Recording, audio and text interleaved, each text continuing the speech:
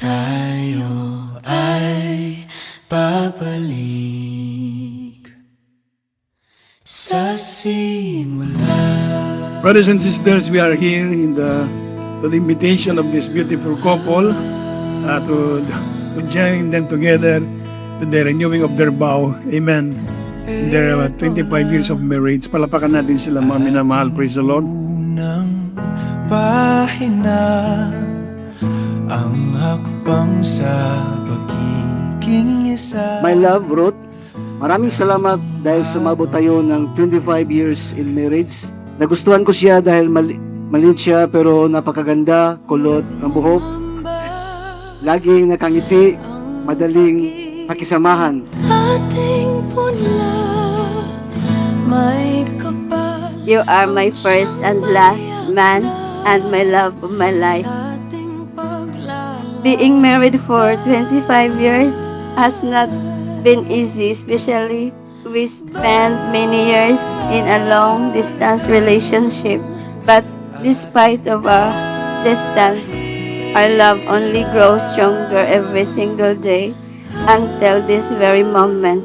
Pag nakalimutan na ating sayaw, kumupas dating pagtingin. Bilang church worker noon, bawal ang pag-ibigan o panliligaw. Pero hindi ko napigilan ang sarili ko, nahulog ako sa kanya. Sa Ilonggo ba, naluyagit ako sa iya bala. Tayo ay babalik sa simula. You are the one that I choose, the one I want to spend the rest of my life with. Ikaw ang naging ilaw ng ating tahanan at katuwang ko sa bawat laban ng buhay.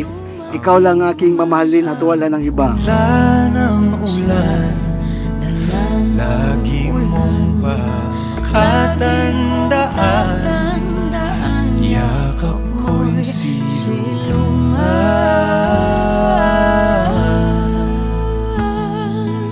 I thank the Lord for answering my prayer and giving my a husband with a good heart and very simple, humble, loving, and faithful man. Pag nakalimutan na ating sayaw, kumupas dating pagtingin. At kung ang dulo ay natatanaw, sumpaan ay gunitain. If you obey the commandments of the Lord, if you follow the will of the Lord, you can taste the goodness of God. Praise the Lord. So narito po tayo upang saksihan sila sa mga napakagandang pagpapalang ibinigay ng Diyos. Amen. Ikaw ang linaw, di ka bibitawan sa sigwa o araw. Madili ako sa iyo at paulit-ulit kitang pipiliin dahil ikaw ang dahilan kung bakit ako natutong magmahal ng tunay. Pag nakalimutan na ating sayaw, kumupas dating pagtingin.